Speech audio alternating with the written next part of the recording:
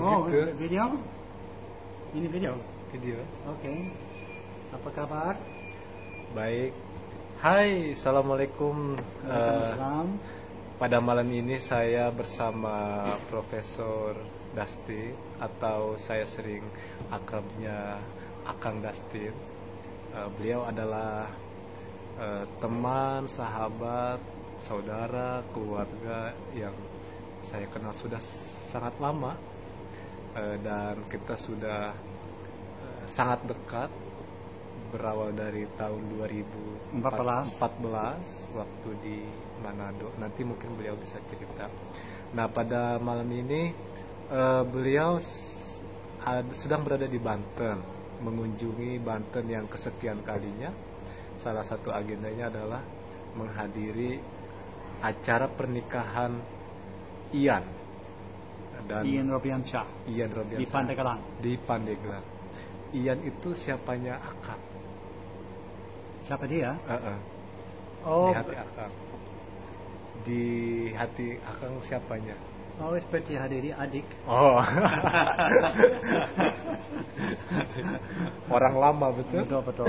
Orang lama. Dan beliau adalah guru besar bahasa Arab. Betul? Ini profesor bahasa Arab. Betul. Profesor bahasa Arab.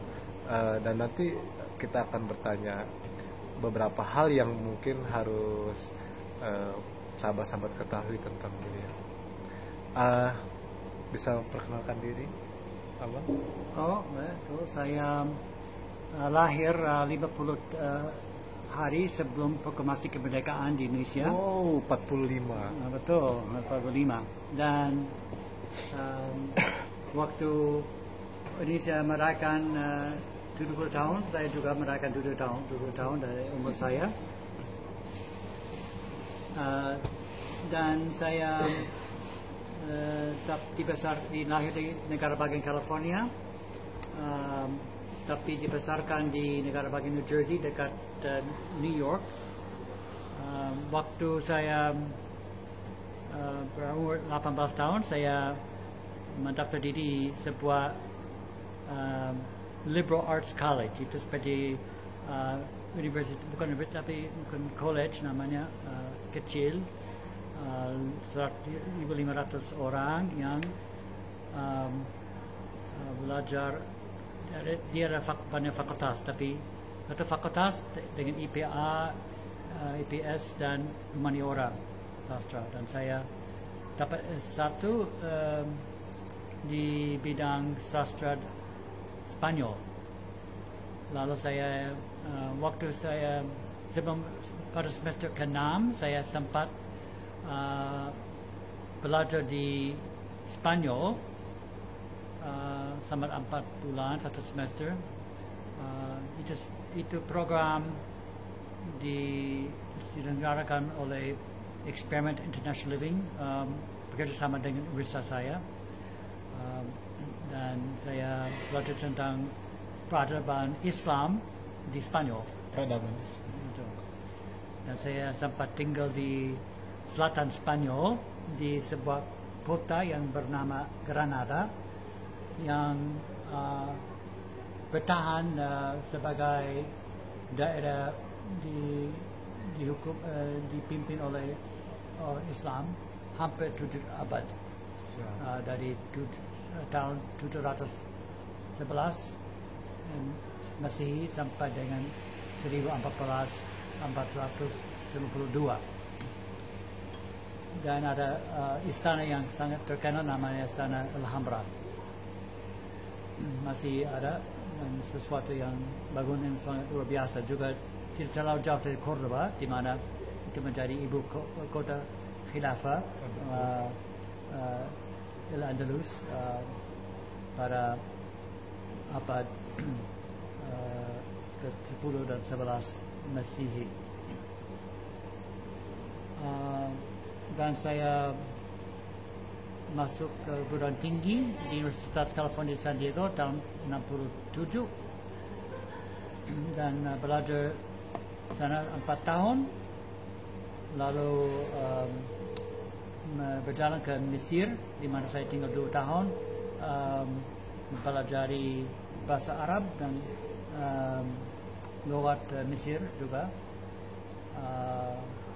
Dan setelah 2 tahun di Mesir, saya sempat dapat pekerjaan sebagai dosen di Universitas Wisconsin di Madison. Itu tahun 73. Dan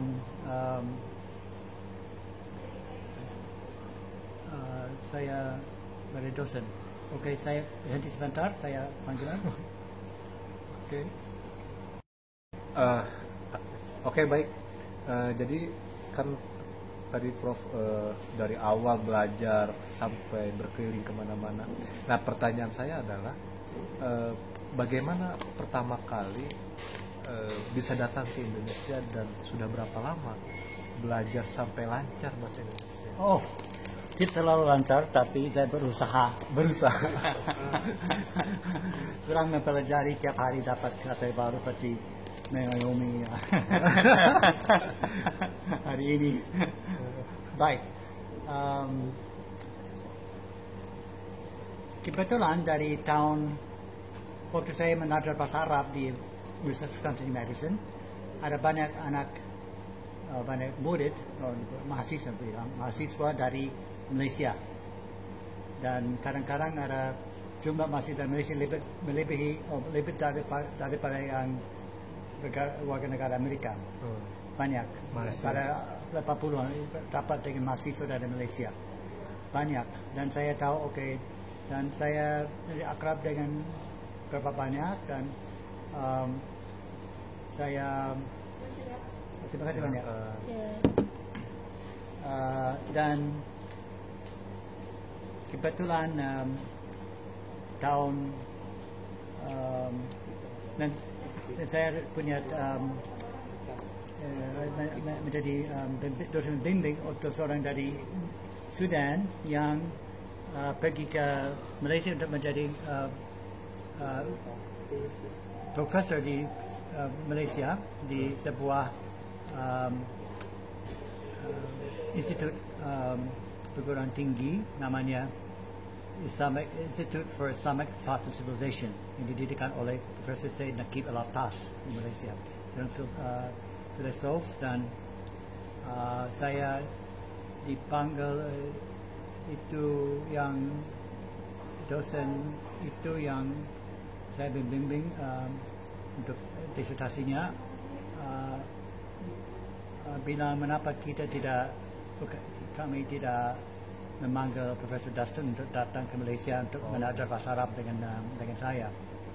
Saya diundang untuk mengajar bahasa Arab di institut tersebut dari 94 sampai 96. 2 tahun. 2 tahun. Bisa diperpanjang, tapi kalau saya di sana lama akan kehilangan lowongan saya, pekerjaan saya di Wisconsin. Saya tidak bisa. Dan sebelum saya pergi, sebelum menerima tawaran untuk menjadi dosen di sana, saya ingin mengunjungi Malaysia dan Indonesia juga, karena saya punya teman yang dari Fakultas Hukum di universitas saya yang menjadi konsultan di UI di Depok, dan beliau ajak saya menemui beliau di Jakarta, dan saya ke sana tahun 2003 selama 10 hari dan mengunjungi UI, berkenan dengan profesor bahasa Arab dan bahasa Perancis. Lalu saya ke Malaysia selama 20 hari. Tapi waktu saya hari kedua di Indonesia, saya membeli buku bernama Teach Yourself Indonesian, dan dengan buku itu saya berkeliling kampung di mana seperti di Jakarta, teman saya tinggal seperti di Ragunan, seperti kampung kecil di antara 2 jalan besar, tapi suasana kampung. Dan saya pergi dengan buku saya, seperti ada seorang penjahit bilang, silakan Mister, duduk. Dan saya bilang, nama saya Dustin, saya dari Amerika. siapa namamu? Begitulah. Dan saya punya mungkin kosakata 10 kata. Dan oke, suka minum Coca-Cola. Saya belajar minum apa namanya, artinya betul. Minum Betul. Dan saya belajar berbicara sedikit. Dan orang sangat baik dengan saya. Oleh karena saya juga pernah tinggal di bangsa-bangsa Islam selama lebih 7 tahun di Afrika. Ya, itu tiada kejutan kebudayaan, betul. Saya sudah tahu tentang orang beragama Islam, adat istiadat, pemikiran, dan itu tidak ini ada banyak persamaan, betul. Dan ada tiada kejutan budaya. Dan saya senang. Dan orang sangat baik dan menerima saya dengan baik. Lalu saya terima waktu di Malaysia juga saya senang di sana, dan saya terima tawaran, dan tahun berikutnya 1994 saya pergi mengajar di sana. Dan waktu kosong saya membaca tata bahasa Melayu, dan kadang-kadang saya ke warung dan ada orang yang memasak, orang Indonesia juga. Mereka cerita, oh saya dari Jawa, oh saya dari Sumatera. Dan itu waktu ada libur saya pergi ke saya ingin mengunjungi seorang teman, dan saya mengenal di sana di Malaysia, di Gunung Kidul di Yogyakarta. Saya pergi ke sana waktu saya libur, dan saya mendalami pengetahuan saya tentang Indonesia, dan saya sebenarnya senang di Indonesia. Dan akhirnya sampai hari ini kurang lebih sudah berapa lama bolak-balik Indonesia sampai bahasa, dan menguasai berapa bahasa kira-kira untuk di Indonesia sendiri, bahasa daerah? Kalau saya belajar bahasa sendiri, bahasa Melayu, betul. Waktu saya ada waktu kosong, waktu saya dengan orang yang bekerja di institut di sana Malaysia, saya pakai bahasa Malaysia.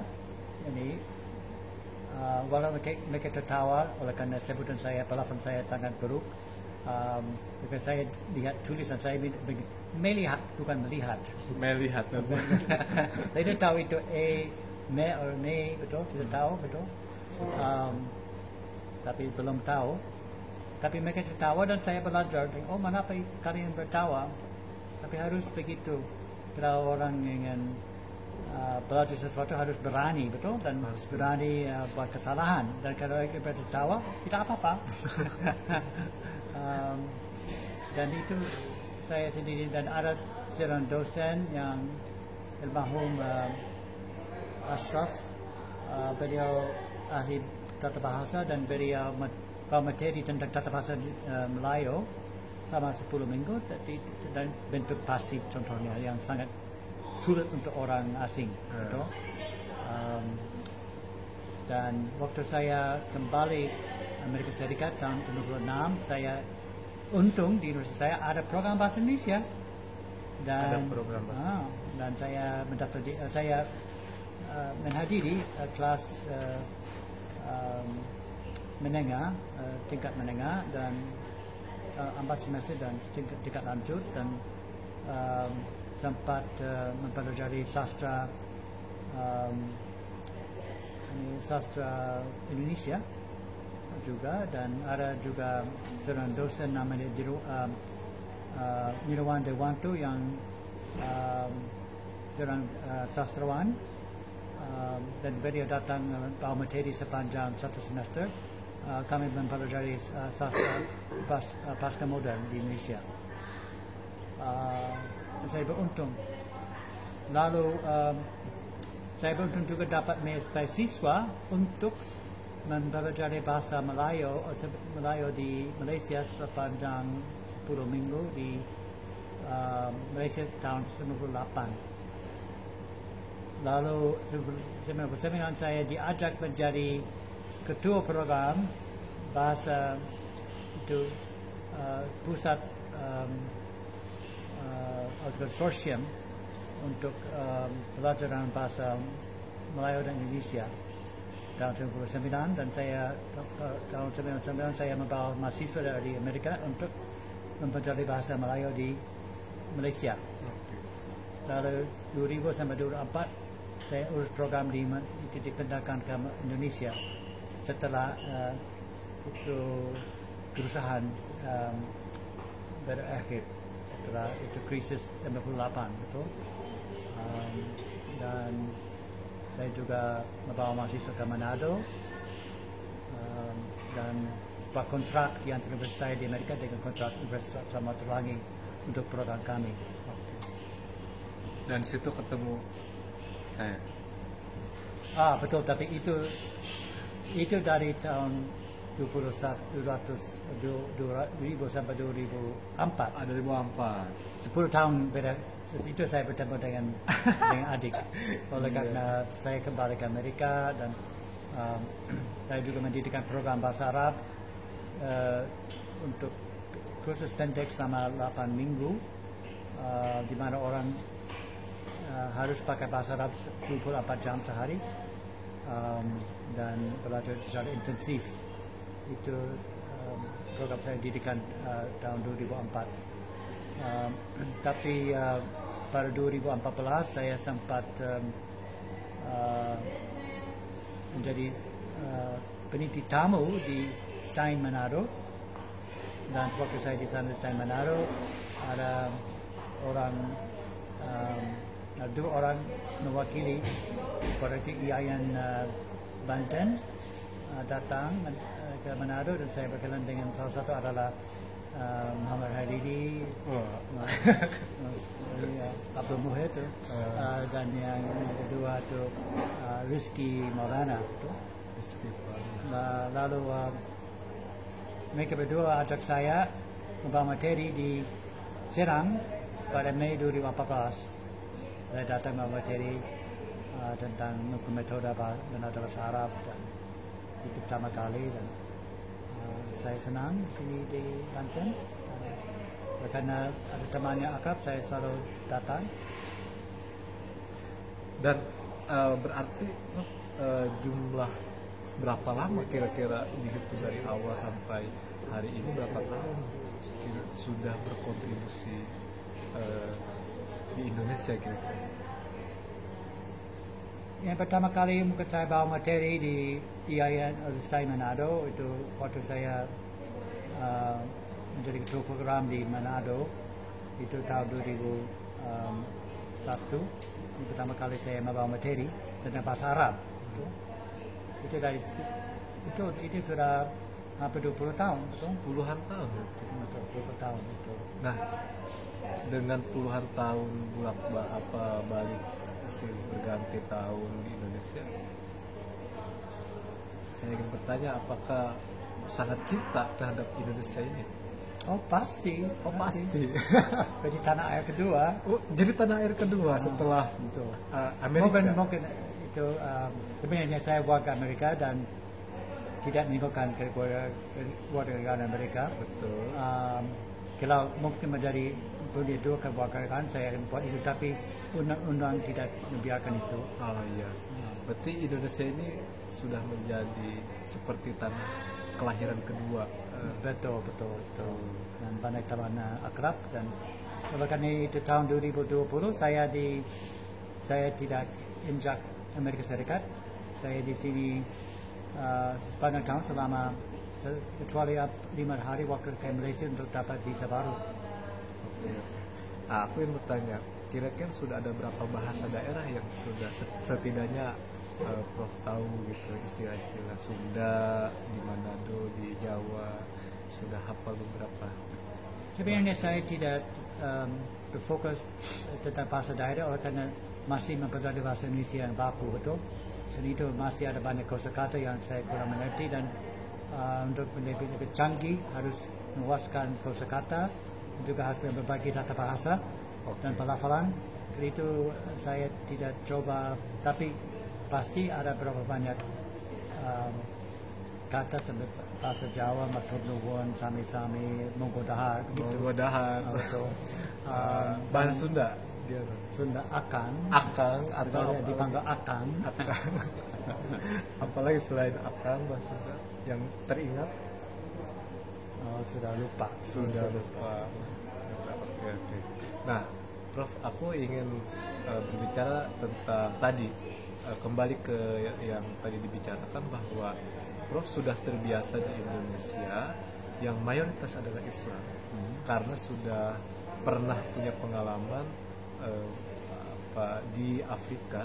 Betul. Selama 7 tahun, dan itu tiada perbedaan yang signifikan tentang nilai, budaya dan sebagainya orang Islam.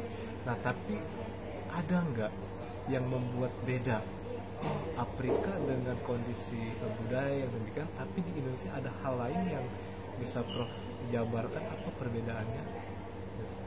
Seperti di sini ada Pancasila. Itu saya pernah tengok di Mesir dan Mauritania. Itu seperti di Mauritania itu warga Mauritania mungkin 99,99%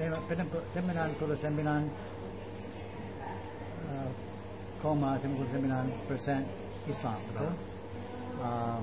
Dan itu tidak, itu semua agama Islam, dan semua itu namanya Republik Islam di Mauritania, betul? Ini berbeda. Sini ada minoritas dan ada agama, beberapa agama diakui sebagai agama resmi oleh negara, dan juga sini ada departemen agama di mana tiap agama resmi mempunyai kantor dan urus sekolah-sekolah curriculum untuk pelajaran agama di sekolah negeri atau mungkin swasta juga. Seperti mungkin Kementerian Agama juga menerbit buku tentang agama Hindu untuk orang beragama Hindu, contohnya. Itu sesuatu yang luar biasa. Keterbukaan Indonesia terdapat semua, bukan semua agama, tapi beberapa banyak agama, dan kebebasan berpikir lebih banyak. Saya rasa lebih banyak kebebasan untuk berpikir di Indonesia dibandingkan dengan beberapa banyak negara di Afrika. Itu saya mungkin lebih itu saya bisa sesuaikan diri dengan masyarakat di sini karena sangat terbuka. Jadi Indonesia ini lebih spesial karena adanya Pancasila di situ. Bukan itu saja, tapi itu satu aspek. Satu aspek saja. Mungkin nilai kerukunan, nilai toleransi yang sangat besar. Betul. Saya mendapat itu orang kadang-kadang seperti Mauritania, saya bilang ada orang terbuka di mana-mana. Ada orang juga ini tidak ingin menerima orang yang tidak punya percayaan seperti mereka. Di semua negara begitu ada yang sangat toleran, terbuka, ada sangat tertutup, betul. Tapi ini